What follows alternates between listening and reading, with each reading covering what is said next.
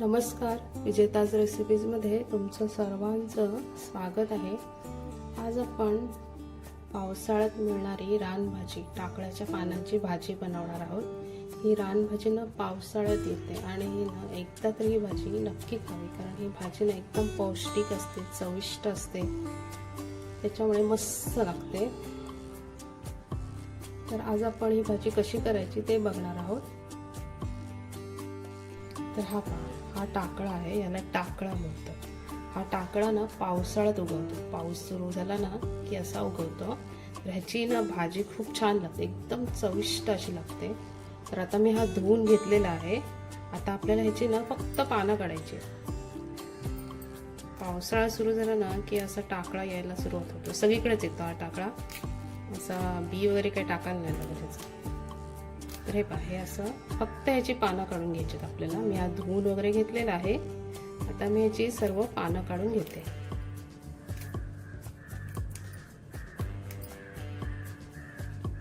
हे पहा, याप्रमाणे। तर हा पहा, मी ते सर्व पाला काढून घेतलेला आहे आणि पुन्हा एकदा पाण्यातून काढून घेतला आणि तो चाळणीमध्ये ठेवलेला आहे, म्हणजे ह्यामधलं सर्व पाणी ना निथळून जाईल। तर एक 5 मिनिट आपण असंच ठेवणार आहोत। आता हा मी इथे तवा ठेवलेला आहे तापत, कारण आपला हा टाकळा असतो ना, टाकळ्याचा पाला तो थोडा उघरट असतो। तर आपल्याला ना हा एक 4-5 मिनिट मस्त भाजून घ्यायचा। थोडासा आपल्याला तव्यावर असा उलटसुलट करायचा आहे, म्हणजे त्यातला ना उघरटपणा असतो ना तो निघून जाईल।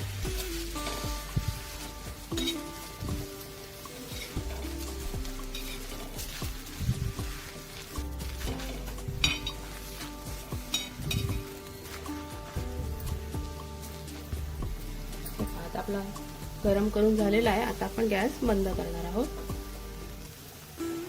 आणि हा पाला काढून घेणार आहोत। आता हा पाला हा चांगला तव्यामध्ये मस्त परतवून घेतलेला आहे, कारण हा पाला कसा उघरट असतो। तर थोडा गरम आहे, थोडा आता थंड झाला ना की आपण बारीक असा चिरून घेणार आहोत। आता आपला पाला थंड झालेला आहे, आपल्याला बारीक असा चिरून घ्यायचा आहे। आपला आपण टाकळ्याचा पाला काढला तेव्हा किती होता आणि आपण भाजल्यानंतर किती झाला। पालाची भाजी ना नेहमी थोडी शिजवलीत ना की कमीच होते, आणि भाजी ना एकदम चविष्ट अशी लागते, एकदम टेस्टी असते। कारण ही कशी पावसाळ्यातच आपण एकदा बनवतो आणि पावसाळ्यातच येते।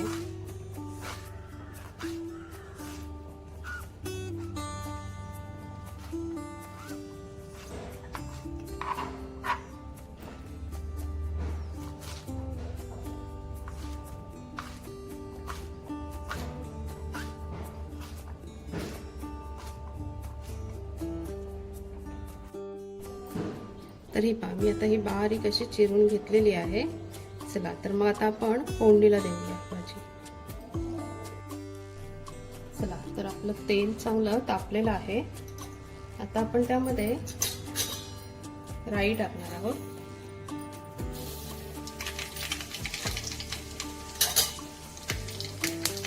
त्यानंतर जिरं, आणि आता मी इथे एक मोठा कांदा बारीक करून घेतलेला आहे, तो टाकायचा आहे। त्यानंतर लसूण एक 4-5 पाकळ्या ठेचून घेतलेल्या आहेत मी।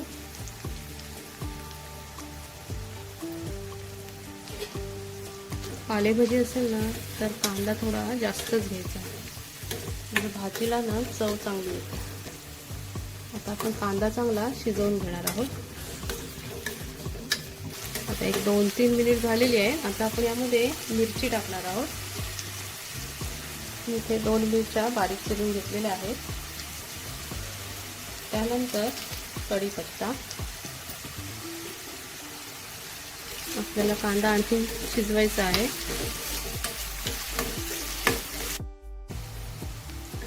आता आपला कांदा चांगला परतवून झालेलं आहे. आता आपण यामध्ये हळद टाकणार आहोत.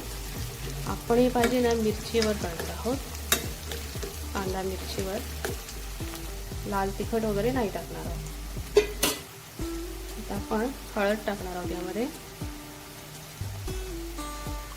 त्यानंतर हिंग. पुन्हा एकदा मस्त परतवून घेऊया. एकदा फोडणीमध्ये ना कढीपत्ता टाकला की वास फोडलेला एकदम भारी येतो. बरोबर, कढीपत्त्याचा वास ना एकदम मस्त येतो. भाजी व्हायच्या, कुठलीही भाजी व्हायच्या आधीच असं वाटतं की आपली भाजी मस्तच होणार. चला, तर मग आता आपण चिरून घेतलेली भाजी टाकणार आहोत.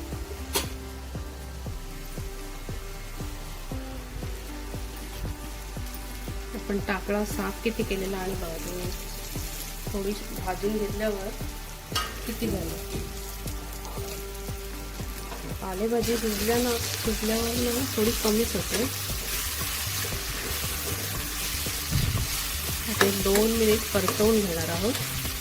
त्यानंतर मीठ टाकायचं. आपल्याला मीठ ना पालेभाजीमध्ये आधी नाही टाकायचं, कारण पालेभाजी कशी कमी होते शिजल्यानंतर आणि मग मिठाचं प्रमाण आपल्याकडून जास्त जातं. त्याच्यामुळे नंतर टाकायचं आहे मीठ. आता हे का मस्त परतवून वगैरे घेतलेली आहे. आता आपण यामध्ये मीठ टाकणार आहोत.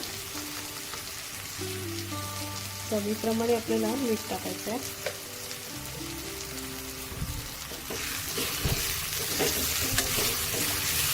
मिक्स करून झाकण ठेवून एक 4-5 मिनिटांनी आपण चेक करणार आहोत.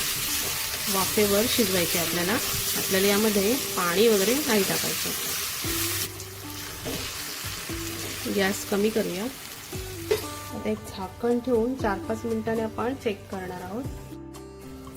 आता एक 4-5 मिनिट झालेली आहेत. आपण चेक करणार आहोत. ठीक आहे, आपली भाजी इथे मस्त तयार झालेली आहे. आता आपण यामध्ये ओलं खोबरं टाकणार आहोत.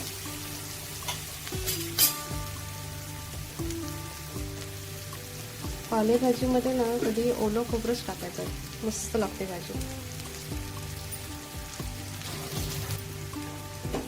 आता परतवणार आहोत आणि 2 मिनिट फक्त ठेवणार आहोत, कारण आता आपण यामध्ये ओलं खोबरं टाकलेलं आहे. त्याच्यामुळे 2 मिनिट आपण ठेवणार आहोत. आपली भाजी इथे मस्त तयार झालेली आहे.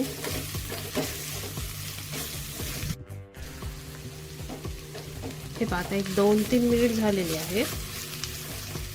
आपली भाजी इथे मस्त तयार झालेली आहे. टाकळ्याच्या पानांची वास पण मस्त सुटलेला आहे. आता आपण गॅस बंद करणार आहोत.